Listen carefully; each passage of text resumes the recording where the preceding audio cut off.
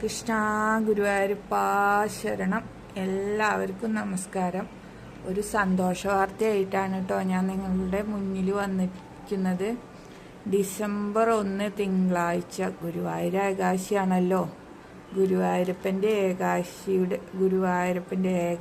ഭാഗമായി ഭക്തർക്ക് ക്ഷേത്രത്തിൽ ദർശന സൗകര്യം നടത്തിയിട്ടുണ്ട്. ഗുരുവായൂർ ദേവസ്വം ഗുരുവായൂർ ക്ഷേത്രത്തിൽ ഏറ്റവും കൂടുതൽ ഭക്തർ എത്തുന്നതും ഈ ഏകാദശി ദിവസങ്ങളിലല്ലേ. അതിനൊരു കാരണം കൂടി ഉണ്ട് കേട്ടോ. അതായത് ഗുരുവായൂരിൽ ഏകാദശി ദിവസം എത്തുക എന്ന് പറഞ്ഞാൽ തന്നെ പുണ്യമാണ് എന്നാണ് പറയപ്പെടുന്നത്. അതായത് നമ്മളിലുള്ള ഈശ്വര ചൈതന്യം ചതുർബാഹുവായ നാരായണനായിട്ട് കാണുന്നു എന്നാണ്. അതായത് ചതുർബാഹുവായ നാരായണനായിട്ടാണ് നമ്മൾ ഓരോരുത്തരെയും കാണപ്പെടുന്നത്. നമ്മളുടെ ഉള്ളിലെ ഈശ്വര ചൈതന്യം തന്നെയാണ് അവിടെ ഭഗവാനായിട്ട് കാണുന്നത് എന്നാണ് പറയണത്. ഗുരുവായൂരിലെത്തുന്ന ഓരോ ഭക്തനെയും നോക്കിയാൽ ശംഖ് ചക്ര ഗദാ പത്മത്തോടു കൂടിയാണ് ഭഗവാനെ അത്രയ്ക്കും കാണാൻ കഴിയുക. അതായത് ഭഗവാൻ നാരായണ സ്വരൂപത്തിലാണ് ഓരോ ഭക്തനെ നോക്കിയാലും നമുക്ക് കാണാൻ കഴിയുക എന്നാണ് പറയുന്നത്. അത്രയ്ക്ക് പുണ്യാണ് ഏകാദശി ദിവസം ഗുരുവായൂരപ്പൻ്റെ അവിടെ എത്തുക. അതായത് ഭൂലോക വൈകുണ്ഠം എന്ന് പറയുന്ന നമ്മുടെ സാക്ഷാൽ ഗുരുവായൂർ എത്തുക എന്നത് തന്നെ അത്രയ്ക്ക് പുണ്യാണ്. ഗുരുവായൂരിൽ ഏകാദശി നാളിൽ അപൂർവമായ തിരക്കാണ് ഉണ്ടാവുക. അതുകൊണ്ട് തന്നെ നിയന്ത്രണവും ഉണ്ടാവും. രാവിലെ 5 മണി മുതൽ വൈകിട്ട് 5 മണി വരെ സ്പെഷ്യൽ ദർശനവും ഉണ്ടായിരിക്കുന്നതല്ല. കൂടാതെ ശയനപ്രദക്ഷിണം, അടിപ്രദക്ഷിണം, ചോറൂണ് കഴിഞ്ഞ കുട്ടികൾക്കുള്ള പ്രത്യേക ദർശനം എന്നിവയൊന്നും ഉണ്ടായിരിക്കില്ല കേട്ടോ. അതുപോലെ തന്നെ സാധാരണ സീനിയർ സിറ്റിസനും അതുപോലെ പ്രാദേശിക അവർക്കൊക്കെ നിയന്ത്രണം വെച്ചിട്ടുണ്ട് ദേവസ്വം ബോർഡ്. അവരുടെ സീനിയർ സിറ്റിസൺ അതുപോലെ പ്രാദേശികം എന്നിവരുടെ ദർശനത്തിന് പുലർച്ച 3:30 തുടങ്ങിയിട്ട് കാലത്ത് 4:30 അവസാനിക്കും. ശ്രീകോവിലിൽ നെയ്വിളക്ക് ഓൺലൈനായും അഡ്വാൻസായും റെസീറ്റ് ആക്കിയവർക്ക് അവർക്ക് ദർശനം ഉണ്ടായിരിക്കും കേട്ടോ. ഏകാദശി ഉദയാസ്തമന പൂജ ഉള്ളതുകൊണ്ട് ഉദയാസ്തമന പൂജകളുടെ മുറയ്ക്ക് 1 മണിക്കൂർ ദർശനത്തിന് നമുക്ക് ഇടവിട്ട് മുറയ്ക്കുള്ള 1 മണിക്കൂർ നേരത്തേക്ക് നമുക്ക് ദർശനം ഇടവിട്ട് ഇങ്ങനെ ഓരോ മണിക്കൂർ പൂജ കഴിഞ്ഞ് 1 മണിക്കൂർ എന്നുള്ള രീതിക്ക് ദർശനം നൽകിയിട്ടുണ്ട്. അതിൽ ഓൺലൈനായിട്ട് ബുക്ക് ചെയ്തവരും നെയ്വിളക്ക് അതുപോലെ അഡ്വാൻസായിട്ട് ഷീറ്റാക്കിയിട്ടുള്ളവർക്കും 15 മിനിറ്റ് ഉള്ളിലേക്ക് കടത്തിയിട്ട് ഉള്ള ദർശനമുണ്ട്.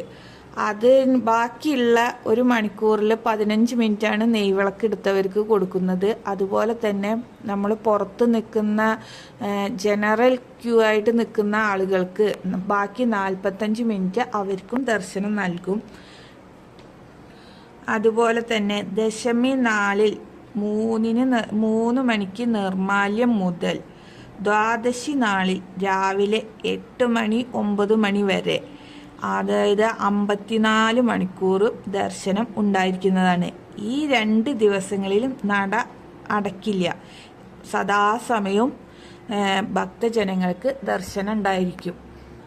ഈ 54 മണിക്കൂറും നട തുറന്ന് ഭഗവാൻ ഭക്തജനങ്ങൾക്ക് ദർശനം നൽകും എന്നാണ് സാരം.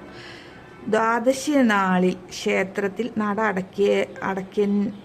അടച്ചതിനു ശേഷം വിവാഹം, തുലാഭാരം, അതുപോലെ വാഹന പൂജ, ചോറൂണ് എന്നിവ ഒന്നും ഉണ്ടായിരിക്കില്ല.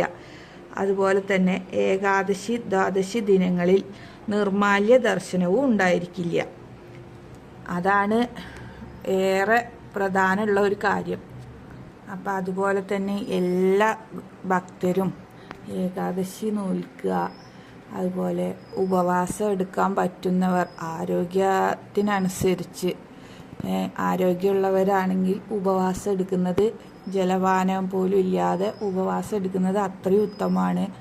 പക്ഷെ ഇന്ന് ഒരുവിധ ആൾക്കാരൊക്കെ മെഡിസിനും കാര്യങ്ങളൊക്കെ ചെയ്യുന്നത് കൊണ്ട് റിസ്ക് എടുക്കണ്ട.